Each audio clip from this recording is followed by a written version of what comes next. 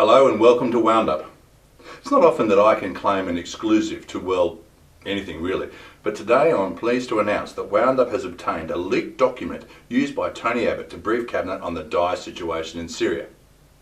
As you can see, the Prime Minister has undertaken significant root cause analysis to obtain a complete understanding of the conflict. For those doubting the authenticity of this document, I provide the following evidence.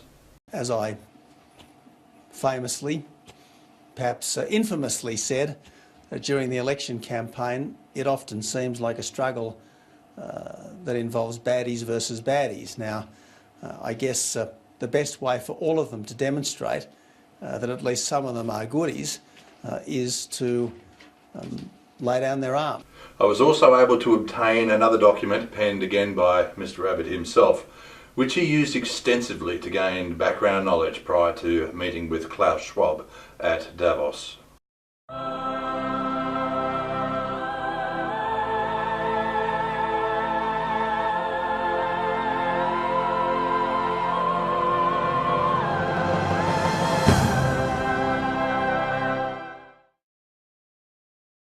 George Brandis is a grub of the highest order if ever there was one. Earlier this year he announced plans to repeal Section 18C of the Racial Discrimination Act, which makes it unlawful to offend, insult or humiliate another person because of their race, colour or national or ethnic origin. Nice one, George. I'm sure people like Andrew Bolt will thank you for it. When questioned in the Senate on whether removing 18C would facilitate vilification by bigots, Mr. Brandis had this to say. Well, Mr. President, people do have a right to be bigots, you know. In a free country, people do have rights to say things that other people find offensive or insulting or bigoted. Really, George? Is this the sort of society you want us to live in? I guess people have the right to be bigots, in the same sense that you have the right to be a twat. But I'd hope that these bigots would keep their opinions to themselves, not share them with other bigots on the internet, in newspapers, or broadcast them on television or radio, or even hurl them at tourists on buses. We live in a multicultural society where we should be respecting the race, religion and ethnic origin of others. If you don't like it, George, well then, fuck off. Bronwyn Bishop, I was going to say something witty and cutting about Madam Speaker, but to be totally honest with you now, I consider that to be bad form. Of course, she would have been fair game if she had have retained at least some of her marbles, but it's now completely obvious that she's lost the lot.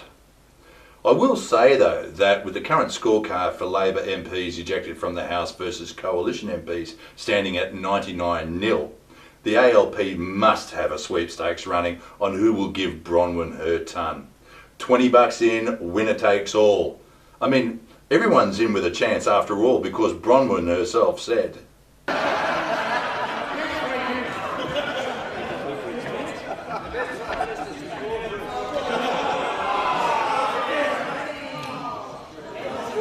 The Prime Minister has the call, and you can regard yourselves as universally warned. That's all for this episode of Wound Up. Until next time, I'll leave you with some words of wisdom from Green Senator Scott Ludlam. Oh, and maintain the rage. Mr. Prime Minister, at your next press conference, we invite you to leave your excruciatingly boring three-word slogans at home. If your image of Western Australia is of some caricatured redneck backwater that is enjoying the murderous horror unfolding on Manus Island, you're reading us wrong. Every time you refer to us as the mining state, as though the western third of our ancient continent is just Gina Rinehart's inheritance to be chopped, benched and blasted, you're reading us wrong. Western Australians are a generous and welcoming lot. But if you arrive and start talking proudly about your attempts to bankrupt the renewable energy sector, or cripple the independence of the ABC and privatise SBS, if you show up waving your homophobia in people's faces and start boasting about your ever more insidious attacks on the trade union movement and all working people, you can expect a very different kind of welcome. People are under enough pressure as it is, without 3 years of this government going out of its way to make it worse. It looks awkward when you take policy advice on penalty rates and the minimum wage from mining billionaires and media oligarchs on the other side of the world. Awkward and kind of revolting.